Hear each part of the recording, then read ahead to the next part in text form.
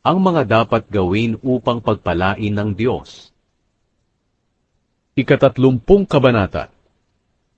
Kapag nangyari na sa inyo ang mga bagay na ito, ang mga pagpapala at ang mga sumpa na aking sinabi sa inyo, at maalala ninyo ito kapag naroon na kayo sa mga bansa, kung saan ipinabihag kayo ng Panginoon na inyong Diyos, at kung sa mga oras na iyon ay magbabalik loob kayo sa Panginoon na inyong Diyos, at susundin ninyo ng buong puso at kaluluwa ang lahat ng iniutos ko sa inyo ngayon.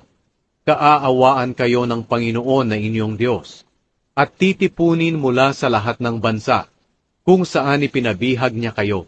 At pagkatapos ay muling magiging mabuti ang kalagayan ninyo.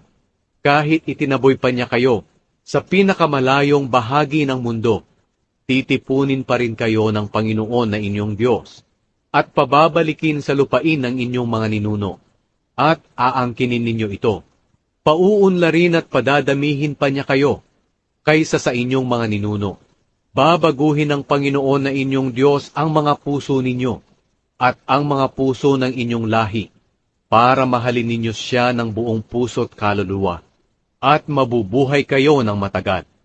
Ipaparanas ng Panginoon na inyong Diyos ang lahat ng sumpang ito sa inyong mga kaaway, na napopoot at gumigipit sa inyo. Muli ninyong susundin ng Panginoon, at tutuparin ang lahat ng utos niya, na ibinibigay ko sa inyo ngayon. Pauunlarin kayo ng Panginoon na inyong Diyos, sa lahat ng ginagawa ninyo.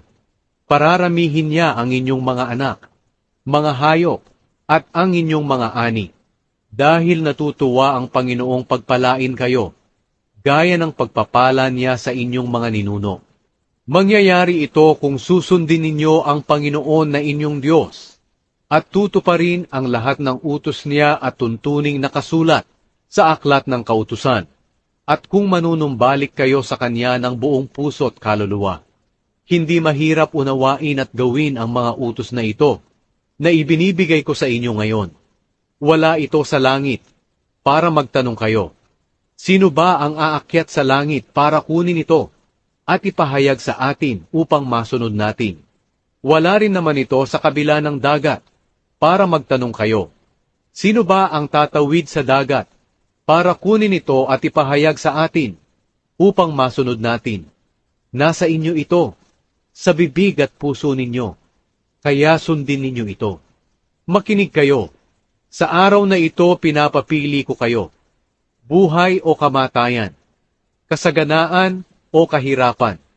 Inuutusan ko kayo ngayon, na mahalin ang Panginoon na inyong Diyos, na mamuhay ayon sa Kanyang pamamaraan, at sundin ang Kanyang mga utos at tuntunin. Kung gagawin ninyo ito, mabubuhay kayo ng matagal at dadami, at magpapalain kayo ng Panginoon. Doon sa lupain titirhan at aangkinin ninyo. Ngunit kung tatalikod kayo at hindi susunod sa Kanya, at kung sasamba kayo at maglilingkod sa ibang mga Diyos, ngayon pa lang, binabalaan ko na kayo, na siguradong mamamatay kayo. Hindi kayo mabubuhay ng matagal sa lupaing titirhan ninyo at mamanahin, doon sa kabila ng Hordan. Sa araw na ito, tinawag ko ang langit at lupa na maging saksi, kung alin dito ang pipiliin ninyo, buhay o kamatayan, pagpapala o sumpa. Piliin sana ninyo ang buhay, para mabuhay kayo ng matagal, pati na ang inyong mga anak. Mahalin ninyo ang Panginoon na inyong Diyos. Sundin ninyo siya, at manatili kayo sa Kanya, dahil siya ang inyong buhay.